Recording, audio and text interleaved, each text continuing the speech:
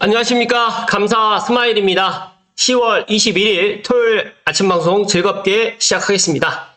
오늘 한 줄 명언은 나는 젊었을 때 10번 시도하면 9번 실패했다. 그래서 10번씩 시도했다. 조지 버나드 쇼. 감사 스마일도 저는 제가 어렸을 때나 젊었을 때 저 또한 정말 많은 실패를 했습니다. 30대 때도 실패를 했고요. 40대 때도 실패를 했고. 그런데 지나가고 생각을 해보니까 실패를 하고 난 다음에 그냥 실패를 포기하고 그냥 중단하지 않고 실패하고 난 이후에 다시 도전을 했습니다. 제가 군대 생활을 할 때 이제 제가 장기 복무를 갖다 지원을 했는데 처음에 안 됐어요. 두 번째도 안 됐어요. 그래서 세 번 만에 이제 장기 복무가 됐습니다. 그래서 참 운이 좋았다는 생각을 갖고 있는데 또 인생을 살면서 참 실패를 통해서 더 많이 배우는 것 같습니다. 그래서 만약에 제 방송을 보시는 분들 중에 나는 정말 운이 지지리도 없다. 그리고 항상 실패밖에 못했다라고 하면 오늘처럼 조지 버나드 쇼처럼 두 번, 세 번이 아니라 10번을 도전을 하시라는 말씀 드립니다. 감사스마일 이렇게 아침마다 방송을 하면서 저에게 이제 어떤 분들이 물어보세요. 어떻게 그걸 계속 하실 수 있어요? 라고 물어보시면 저는 이렇게 이야기를 드립니다. 제가 실패를 너무 많이 했고, 이 부동산이 시장 자체가 너무 이 등락도 심하고, 부동산을 하게 되면 다 돈을 많이 번다라고 생각을 하시잖아요. 절대 그게 아니에요. 그래서 여러 가지로 시행착오를 많이 겪다 보니까, 저는 제가 목표한 바가 있는데, 제가 이름도 없고, 부족하고, 배운 것도 많이 짧고, 또 군대 생활을 갔다가 또 11년을 하다 보니까, 사회 경험도 많이 부족하고, 그래서 제가 가장 잘할 수 있는 게 무엇인가 생각을 하다가, 그래, 나는 아침에 빨리 일어나. 그리고 나는 조금 남들보다 좀 부지런하고, 아침 시간이 그래도 가장 좋은 시간이다 보니까, 내가 이렇게 아침마다 방송을 하게 되면, 나 또한 발전이 되고, 또 제 방송을 통해서 제 구독자분들이 부동산을 갖다가 대하는 거라든지 또 경제 분야라든지 또 좋은 정보를 갖다가 얻는 게 있을 것이다라고 생각을 하고 이렇게 하다 보니까 어느덧 제가 11월에 시작을 한 것 같거든요. 매일 아침 방송 주 6일 방송을. 근데 벌써 지금 만 2년이 되어 가고 있습니다. 근데 저 정말 친한 친구들조차도 제가 주 6일 방송을 하는 걸 모르더라고요. 그래서 회식을 하거나 아니면 또 어떤 모임이 있거나 또 제가 또 운동을 좋아하고 또 골프 모임이 한 달에 두세 번이 있거든요. 그러면 골프 모임을 가면 아침마다 또 방송이 또 업로드가 되면 언제 하고 왔지라고 또 이렇게 생각을 하셔서 제가 자랑을 하려고 말씀드리는 게 아니라 꾸준히 하다 보니까 구독자도 10,000명이 돌파가 되고 또 존경하는 빠숑님하고 또 방송도 하게 되고 또 협찬 문의도 또 들어오다 보니까 이 실패가 결코 나쁜 것만은 아니라는 말씀을 오늘 감사 스마일이 좀 다소 길게 이야기 드렸습니다. 3분 이상이나 이야기를 해버렸네요. 가난한 사람과 부자의 사고방식과 행동 양식에 대해서 좀 간단하게 살펴드리겠습니다. 가난한 아빠, 부자 아빠 차이가 무엇이냐면 가난한 아빠는 열심히 공부해서 좋은 직장을 구해라. 부자 아빠는 열심히 공부해서 좋은 투자를 해라라고 지금 이야기를 하고 있고요. 또 그런 거 살 여유가 없다. 그러나 부자 아빠는 어떻게 하면 살 수 있을까? 또 내가 부자가 될 수 없는 이유는 너희들이 있기 때문이다. 반대로 부자 아빠는 내가 부자가 되어야 하는 이유는 너희들이 있기 때문이다. 또 가난한 아빠는 리스크는 피하는 게 상책이다라고 이야기를 하는데 부자 아빠는 리스크를 관리하는 법을 배워라. 감사 스마일이 계속해서 이야기 드리는데 리스크가 없을 수는 없습니다. 그러나 이 리스크를 갖다가 관리하고 공부할 수 있는 방법을 배워야 됩니다. 그리고 가난한 아빠는 정부는 우리를 돌보고 필요한 걸 해결해 줘야 된다라고 이야기를 하는데 부자 아빠는 완전하게 정부를 갖다가 믿지 않는다는 것이 아니라 정부 입장하고 내 입장하고 다르다. 완전하게 재정적 자립을 갖다가 하고 있다. 그리고 가난한 아빠는 한 푼이라도 아낀다. 그러나 부자 아빠는 몇 푼이라도 투자할 곳을 찾는다. 또 가난한 아빠는 대표적으로 이런 이야기를 하시죠. 나는 돈에 관심이 없다. 제 주변에 있는 지인분들도 이런 분들이 계세요. 그런데 부자 아빠는 돈이 곧 힘이다. 라는 것들을 체득하고 있고 이런 것들을 부자 아빠는 자녀들에게 또 교육을 하고 또 자녀들도 그런 부모님을 보고 자랐기 때문에 또 20대, 30대가 됐을 때 누구보다 더 빨리 부동산에 눈을 뜨게 되고 또 내 집 마련을 갖다가 빨리빨리 서두른다는 말씀을 드립니다. 물론 단적인 예이기 때문에 뭐 포괄적인 건 아니다. 그러나 이런 사고방식과 행동 양식이 분명히 가난한 사람과 부자인 사람은 차이가 있다. 제가 이런 말씀 드리면 좀 어떻게 생각하실지 모르겠지만 제가 부동산 하면서 가장 싫은 게 뭔지 아십니까? 제가 부동산을 하면서 가장 싫은 게 뭐냐면 일단은 첫 번째로 사람들이 시간을 안 지켜요. 시간.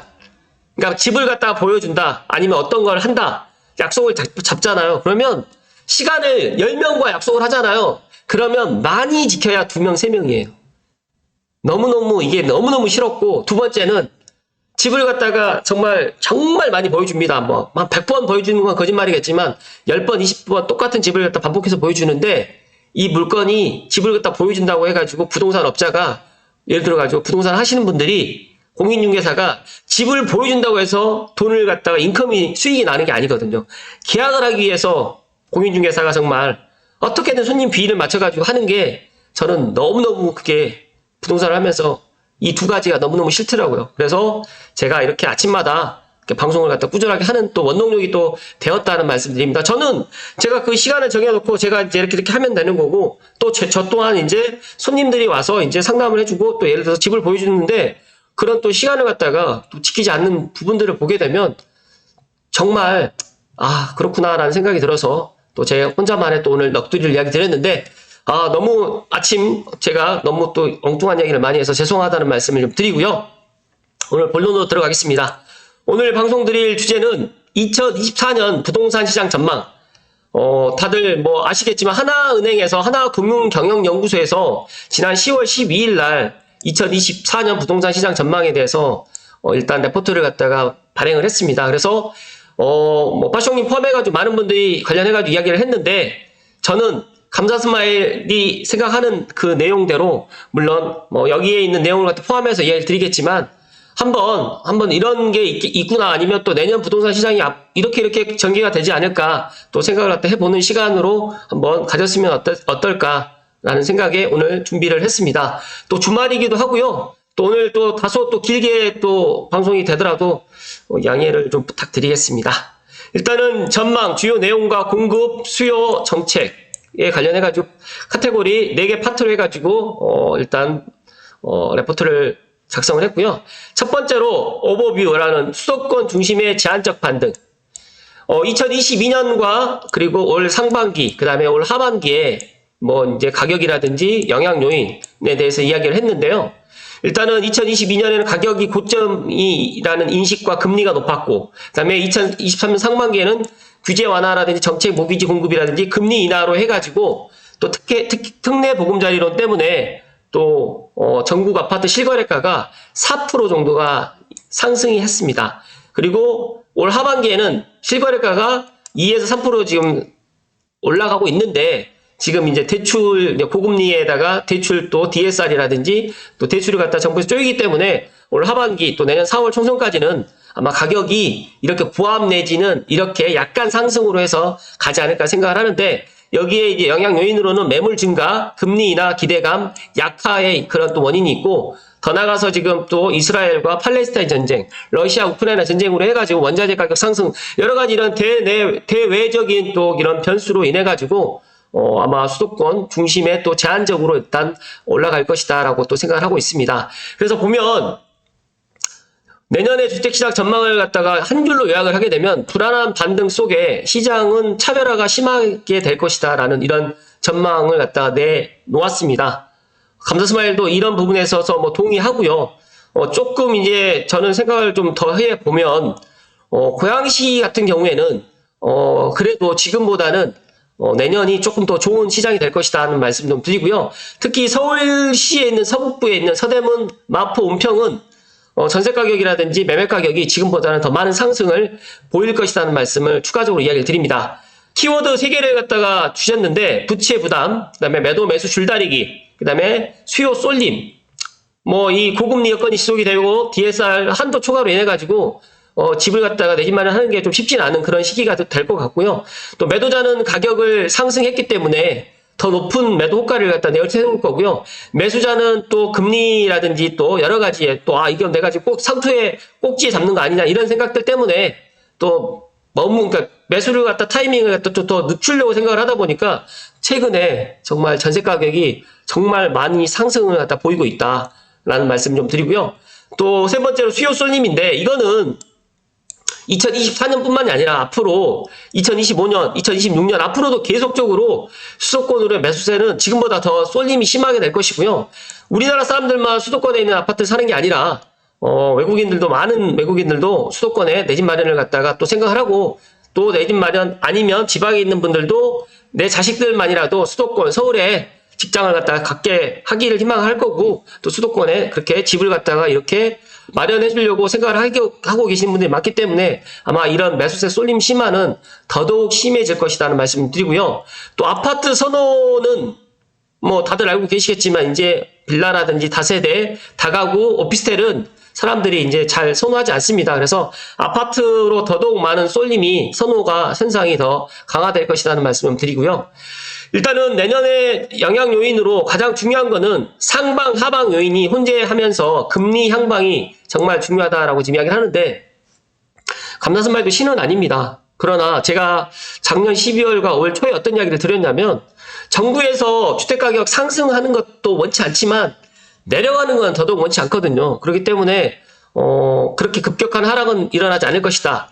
또 혹 전문가들은 데드캣 바운스다, 더 떨어질 것이다 이야기를 하지만 지금 시장은 전세 가격이 지금 더 많이 상승하고 있기 때문에 매매 가격이 만약에 부합 내지 약간 상승으로 간다고 하더라도 전세하고 매매 가격 갭 차이가 많이 줄어들기 때문에 어찌됐든 간에 수도권에 있는 아파트에 있는 매매 실거래 가격은 지금 현재 가격보다 높아질 수밖에 없고 반대로 신축 분양하는 아파트들조차도 이제 싸게 분양을 할 수가 없습니다. 그렇기 때문에 저는 내년에 물론 여러 가지의 전문가분들이 이야기했던 실거래가 상향으로 해서 새로운 가격대에 적응하고 매수 심리는 완만하게 회복되나 매수세 급증은 어려운 상황 이렇게 되지 않을까 저는 그렇게 생각을 하는데 일단은 내 여력이 되시는 분들이 지금도 여력이 되시는 분들 같은 경우는 고양시에 6억에서 7억대 아파트들은 지금 매매가 이루어지고 있어요. 근데 8억에서 9억 사이는 지금 안 이루어지고 있어요. 그렇다 보니까 이 8억에서 9억 사이는 저는 내년 정도가 되면 내년 4월 총선을 전후로 해서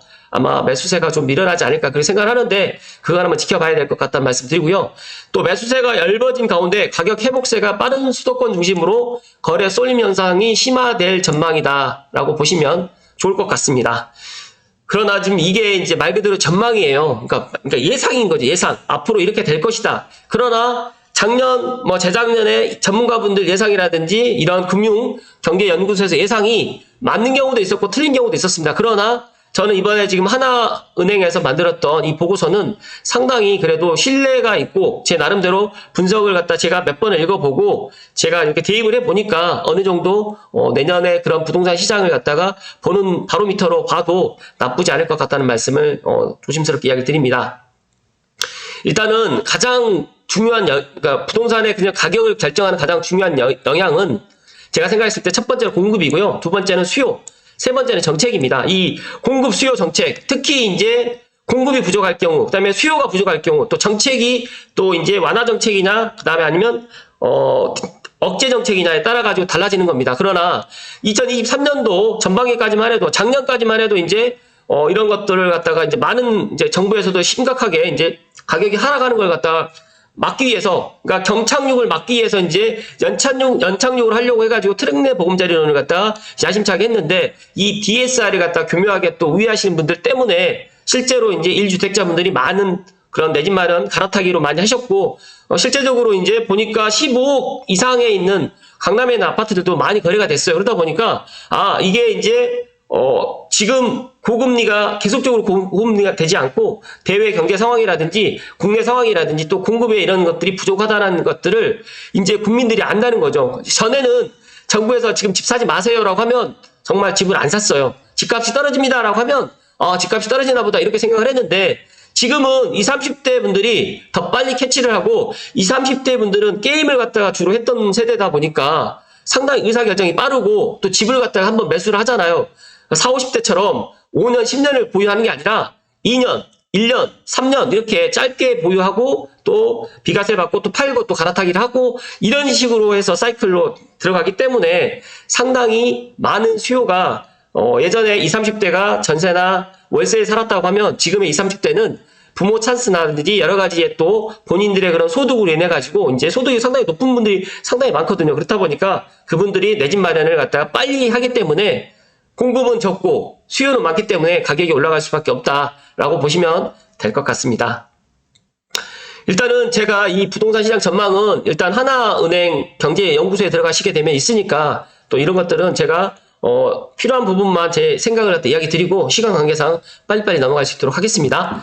일단은 가격과 거래는 2024년 부동산 가격과 거래는 2023년과 올해와 비슷한 수준으로 갈 것이다라고 지금 이야기를 하는데 여기서 우리가 지금 주목해야 될 거는 수도권을 갖다 주목해야 됩니다. 수도권은 가격과 거래를 보시게 되면 상반기에 가파른 회복을 갖다 보였고 가격 상승 여력도 큰 편인데 하반기에는 이제 아파트 실거래가가 전고점 대비 80% 초반인데 이제 서울 주요 단지는 90% 수준을 회복했습니다.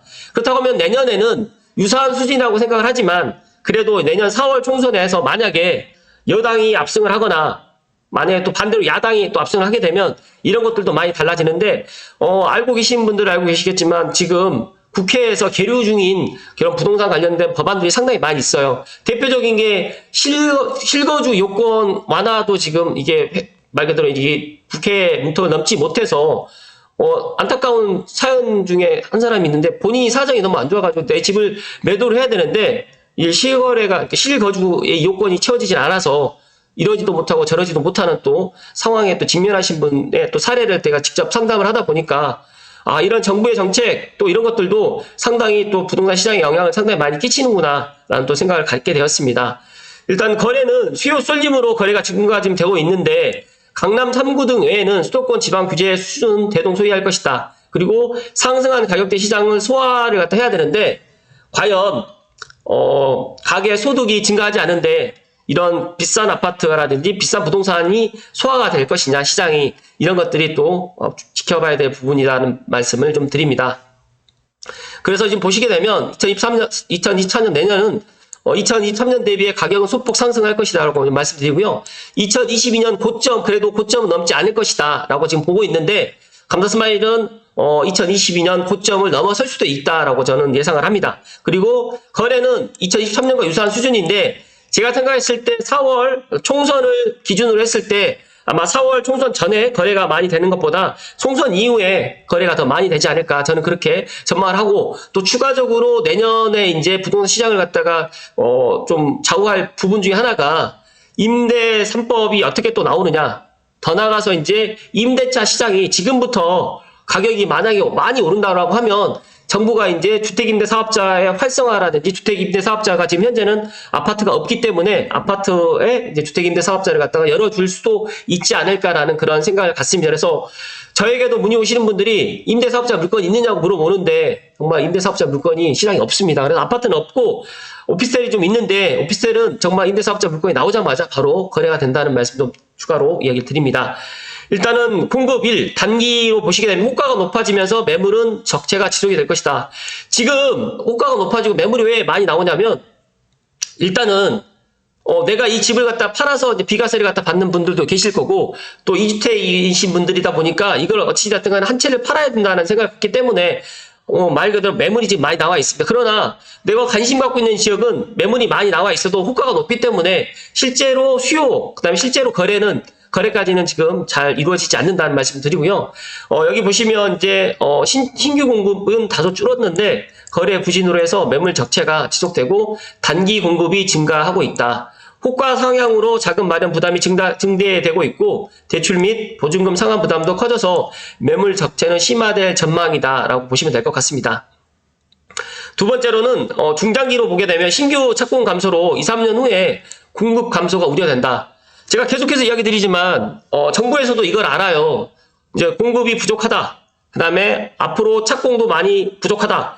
그런데 중요한 거는 정부에서는 지금 내 집 마련하지 말아라. 자꾸 이제 그러다 보니까 대출도 쪼이고 은행도 이제 말 그대로 은행 쪽에서도 압력을 지금 넣고 있는 것 같은데 중요한 거는 만약에 내가 수도권에 내 집 마련을 갖다가 2, 3년 후에 하겠다고 생각하시는 분들은 그때는 지금 가격으로 매수를 못 합니다. 그렇기 때문에 엄밀히 따지게 되면 저는 내년 4월 전까지 지금 이런 시기에 내가 능력이 되시는 분들은 내 능력 범위 내에서 내 집 마련을 하실 것을 추천드리고요.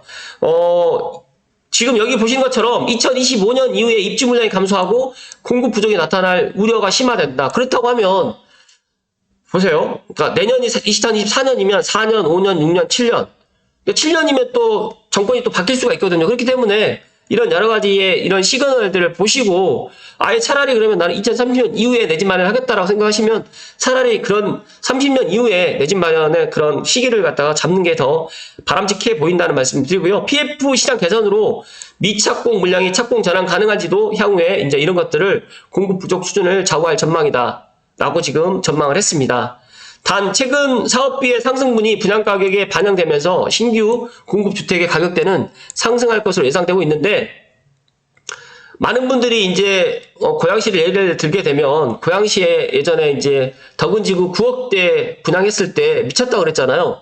근데 이제 앞으로 고양시에 이제 신규 분양하는 거는 장항지구 같은 경우에도 이제 8억에서 저는 9억대로 아마 분양을 하지 않을까 생각을 합니다. 민간 분양. 그리고 이제 고양 창릉 같은 경우에는 공공 분양은 7억에서 8억. 그다음에 민간 분양은 처음에는 8억에서 9억으로 예상을 했는데 이제는 8억에서 9억이 나오지 않을 것 같아요. 그래서 9억에서 10억 정도로 민간 분양을 갖다가 하지 않을까 그렇게 생각을 하기 때문에 나는 그냥 그래도 분양을 받을 거라고 생각하시면 지금처럼 계속 기다리시면 될 것 같다는 말씀 드리고요. 중장기 공급 축소의 주요 원인은 부동산 PF 위축이라고 합니다. 그래서 저도 PF 시장을 잘 모르지만 주워 들어서 이제 이야기를 좀 드리면 땅 담보로 해가지고 이제 말 그대로 이제 은행에서 이제 이런 것들을 대출해 주는데 예전에 PF 이런 금리 그러니까 대출 이자는 뭐 예를 들어서 5%에서 10%였다라고 하면 지금은 10에서 20%라는 거예요. 그렇기 때문에 이 금융 비용도 부담이 엄청나게 크다. 그렇기 때문에 이제 PF가 이게 잘 돌아가지 않는 거죠. 그래서 이제 어떤 분들은 이 PF 시장이 좀 터져야 된다라고 지금 이야기를 하는데 만약에 PF 시장이 터지게 되면 더 큰 문제가 일어나기 때문에 정부에서는 이런 것들을 갖다 지금 현재는 좀 유예를 해주고 또 PF 시장이 회복될 수 있도록 좀 이렇게 시간을 갖다가 조금 더 주는 것 같아요. 그러나 더 중요한 거는 PF 금융 경색 때문에 이제 공사가 이루어지지 않는 것도 하나 있지만 더 중요한 거는 공사비 인상이라든지 또 분양가가 너무너무 비싸기 때문에 이것들을 만약에 신규 분양으로 해가지고 만약에 이게 분양이 안 될 경우에 시행사라든지 시공사의 그런 부담으로 되돌아오기 때문에 이런 것들을 갖다가 쉽게 하지를 못하고 있다라고 보시면 될 것 같습니다. 그래서 V6 주택공급 활성화 대책에서 이제 엄밀히 따지게 되면 이 부동산 PF의 그런 시장을 갖다가 열어줬다라고 보시면 될 것 같습니다. 잠시만요.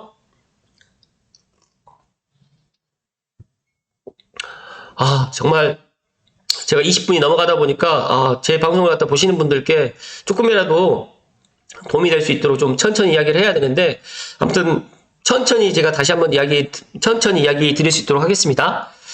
수요 1 저점 인식을 갖다가 이야기를 하면 급락 후에 반등으로 저점 인식은 약화되어 있다. 그래서 2023년 가격 회복으로 수도권 5대 광역시라든지 지방의 아파트 가격은 전고점 대비 80에서 90% 수준에 도달하여 있고 수도권은 전고점 대비 가격이 덜 회복되어 있으면서 향후 수요자의 가격 상승 기대의 심리가 클 것으로 예상을 합니다. 단 소득 대비 주택가격은 여전히 높은 수준이어서 단기간 내 전고점을 회복하기는 어려울 전망이다라고 지금 여기서 보고서에서 이야기를 했는데 저는 단기간 내 전고점을 회복하기는 어렵겠지만 전고점을 회복할 수 있는 단지들도 분명히 나올 것이다 라는 말씀 드리고요. 저는 조심스럽게 고양시에는 지축과 덕은이 또 킨텍스가 그렇게 되지 않을까 생각을 합니다. 지켜보시면 아시게 되겠죠. 네. 그리고 매수 심리를 보시게 되면 수도권 중심으로 매수세는 증대할 것이다. 규제 완화로 강남 3구 및 용산구를 제하게 되면 뭐 세제라든지 대출, 수도권과 지방 규제 차이 거의 없는 상황이기 때문에 지금도 1주택자가 갭을 끼고 2주택을 갖다 지금 만들고 있습니다. 그래서 이런 부분은 뭐 제가 말씀 안 드려도 그렇게 하고 계신 분들이 있다는 말씀은 뭐 추가적으로 이야기 좀 드리고요. 규제 완화 영향이 집중되고 실수요가 탄탄하면서 가격 상승 여력이 큰 수도권으로 매수세 쏠림이 심화되기 때문에 가격이 내려갈 일은 적을 것이라는 말씀 드리고요. 다만 이제 다주택자 취득세 중과세가 완화될 경우에 수도권 외 지방 주요 도시들 같은 경우에는 투자 수요가 확대될 것으로 예상되는데 저는 당분간 지방의 이런 주요 도시, 뭐 6대 광역시 뭐 수요가 지금보다는 늘어날 수 있겠지만 그래도 지방이라든지 광역시에 비해서는 수도권과 서울의 그런 매수세가 더 많이 증대가 될 것이다라는 제 개인적인 생각을 갖고, 또 고양시 같은 경우는 일산 테크노밸리가 또 착공이 들어가고, 더 나아가서 이제 고양시의 경제자유구역 지정을 또 내년에 또 앞두고 있다 보니까 여러 가지로 고양시에 또 일자리들이 많이 들어오면서 지금과 좀 다른 고양시의 그런 부동산의 그런 양상을 보일 것이라는 말씀 좀 드리고요. 주택시장 내 아파트 쏠림 현상은 더더욱 심해질 겁니다. 이거는 뭐 제가 계속 이야기하게 되면 입 아프기 때문에 더 이상 이야기를 안 드리는데, 최근에 수원에 또 전세 사기가 또 터졌어요. 그러다 보니까 지금 최근에 이제 집을 갖다 구하러 오시는 분들이 작년에 비해서 정말 더 까다로워졌어요.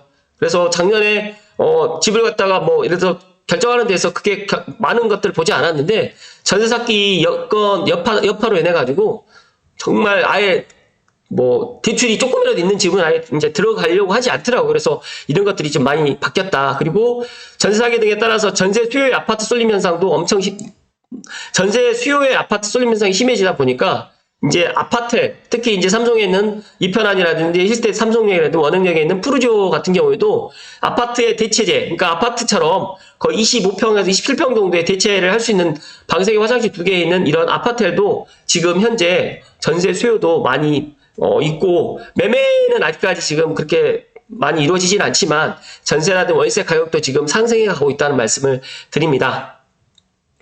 대출금리도 2024년도에도 고금리는 유지가 될 것이라고 이야기하는데, 이거는 어느 정도는 맞을 거라고 생각을 하지만, 제 생각은 내년 상반기까지 아마 고금리가 유지될 것 같고, 내년 하반기에는 이제 미국도 금리를 갖다 인하를 하지 않을까.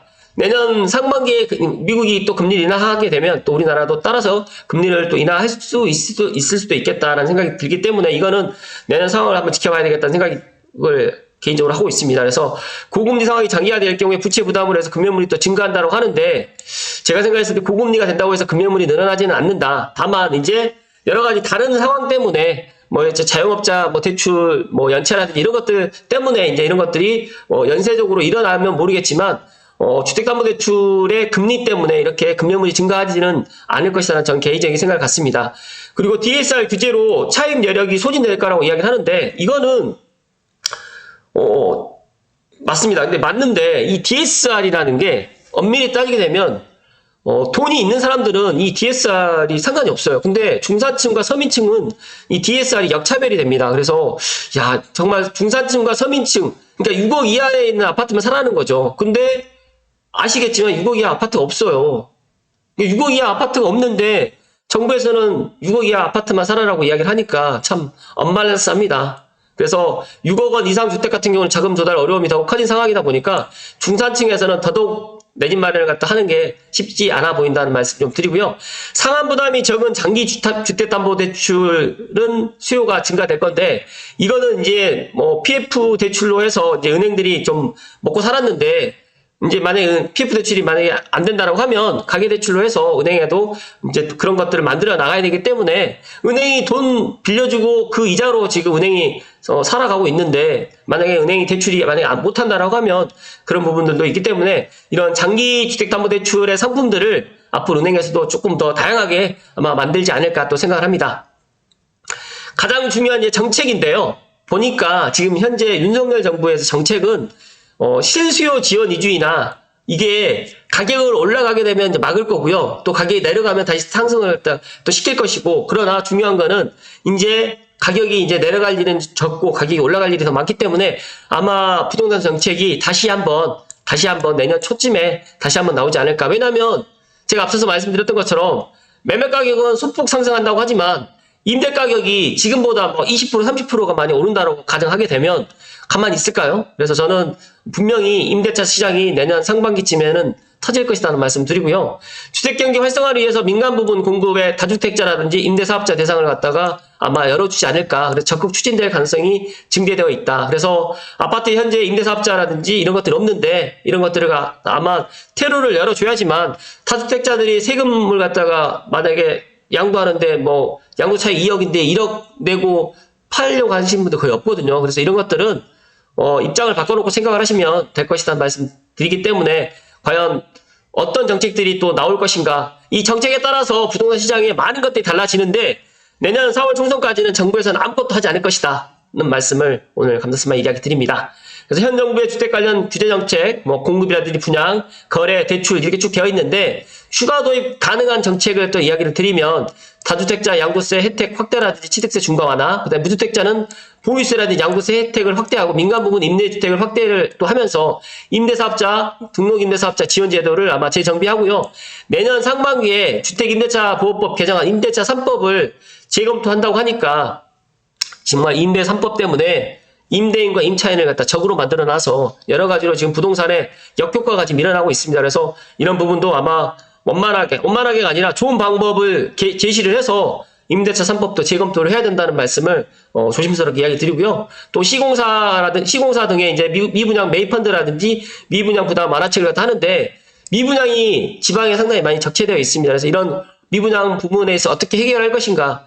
근데 수도권에는 미분양이 거의 없습니다. 그래서 이 참 아이러니한데, 그러니까 서울의 인구는 줄어드는데 경기도 인구는 더 늘어나고 있고, 경기도 인구가 더 늘어나는 건 앞으로 또 광역교통망으로 해가지고 또 그런 것들을 또 추진해 나가기 때문에 답답한 서울보다는 차라리 쾌적한 신도시로 가겠다. 그렇고 또 직장과 일자리가 직주 근접으로 또 가겠다라고 해서 화성과 평택, 그리고 더 나가서 동탄, 판교, 광교, 이런 쪽, 하남, 그다음에 별내, 그다음에 다산, 그다음에 고양, 삼송, 원흥, 향동, 덕은 이런 택지지구까지 해서 김포 한강신도시처럼 이렇게 또 검단신도시처럼 이렇게 많은 또 신도시들이 지금 또 이렇게 인프라들이 또 갖춰지고 교통대책이 또 확충이 된다라고 하면 지금보다 더 좋은 그런 수도권에 있는 또 신도시와 택지지구가 되지 않을까 또 그렇게 생각을 합니다. 그래서 좀 다소 길었는데 하나은행에서 하나금융연구소에서 이런 2024년 부동산 시장 전망을 갖다 해주셨는데 감사 스마일이 생각했을 때 정말 좋은 보고서이고 국토교통부뿐만 아니라 또 정부 관계자들도 이 보고서를 갖다 꼭 좀 보시고 내년에 정책을 갖다 만드는 데 있어서 또 이런 것들을 참고하셔가지고 하시면 좋을 것 같다는 말씀을 오늘 이야기 드립니다. 잠시만요.